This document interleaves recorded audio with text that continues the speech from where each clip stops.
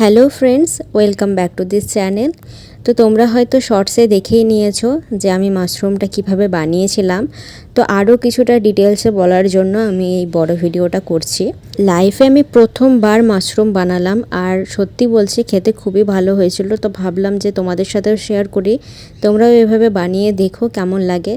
তো এই মাশরুমের কৌটোটা প্রায় 200 টাকা মতো দাম।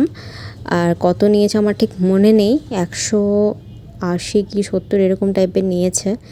আর যে দোকান থেকে কিনেছিলাম সেই দোকানের মহিলাটাই আমাকে ভালো মতো বলে দিয়েছিল যে কিভাবে রান্না করবে আর খেতে কেমন হবে সেটাও বলেছিল।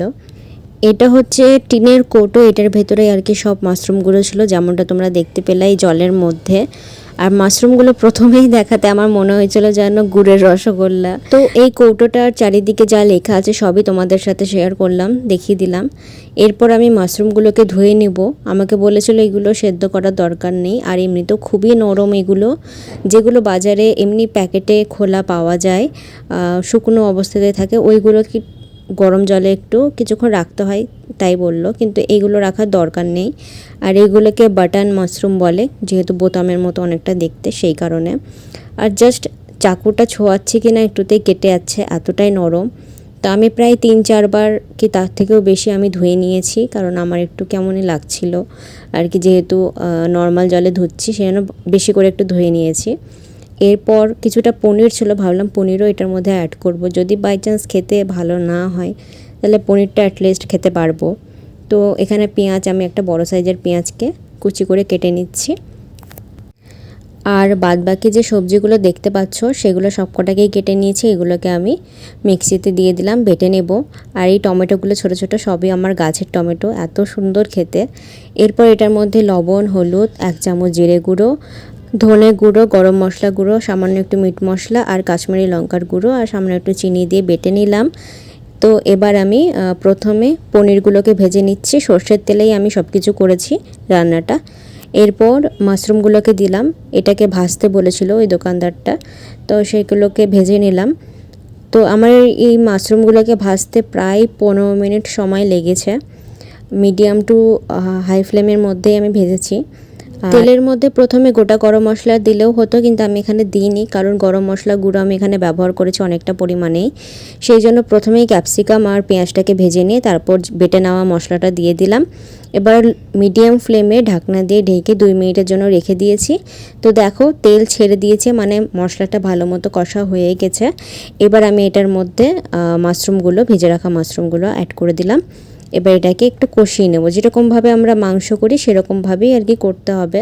তো এটাকেও আমি 1 মিনিট মতো ঢাকনা দিয়ে ঢেকে রেখেছিলাম, 1 থেকে 2 মিনিট মতো। তো এটা ভালো মতো কষানো হয়ে গেছে। এবার এটার মধ্যে গরম জল অ্যাড করে দিচ্ছি আমি। যেই একটু ফুটতে শুরু করবে তখন আমি পনিরগুলোকেও অ্যাড করে দেব। দিয়ে তারপর পনিরগুলো অ্যাড করে দেওয়ার পর ঢাকনা দিয়ে ঢেকে রেখে দেব কিছুক্ষণের জন্য, যাতে পনিরগুলোর ভেতরে এই ফ্লেভারটা, এই তরকারি ফ্লেভারটা আর কি ভালো মতো ঢুকে যায়। বাটন মাশরুমটা খেতে ঠিক মেটের মতো, আর অনেকটা এঁচোড় যেমন সিদ্ধ করে নেওয়ার পর একটা টেক্সচার আসে, ওরকম টাইপেরই একটু খেতে। মানে যেহেতু টোটালি ভেজ সেই জন্য সবাই খেতে পারবে, নন ভেজ যারা খায় তারাও খেতে পারবে, যারা ভেজ খায় তারাও খেতে পারবে। তো এটাকে ঢাকনা দিয়ে ঢেকে লো ফ্লেমে 2 মিনিট মতো রেখে দিয়েছিলাম। এবার গ্যাসের ফ্লেমটাকে আমি একটু বাড়িয়ে মিডিয়ামে রেখে আর কি এটার মধ্যে ধনেপাতা অ্যাড করে দিলাম। আর এটা রেডি হয়ে গেছে একদমই। এরকমভাবে একবার বানিয়ে দেখো, তোমাদের ভালো লাগবে খেতে। আমার তো ভীষণই ভালো লেগেছে, প্রথমবার আমি বানালাম, ভাবিনি এতটাও ভালো হবে, কিন্তু খেতে সত্যিই ভালো। আর মাশরুমের নিজস্ব কোনো ফ্লেভার নেই, যেমনভাবে রান্না করা হবে তেমনই সেই ফ্লেভারটা নিবে। তো এই যে গ্যাস অফ করে দিয়েছি, ধনেপাতা ছড়িয়ে দিলাম। এবার আমি এটাকে রুটি দিয়ে সার্ভ করেছি, তোমরা চাইলে ফ্রাইড রাইস, এমনি রাইসের সাথেও খেতে পারো, খেতে খুবই ভালো লাগে। তো আমি এটা রুটি দিয়েই খাচ্ছি আপাতত।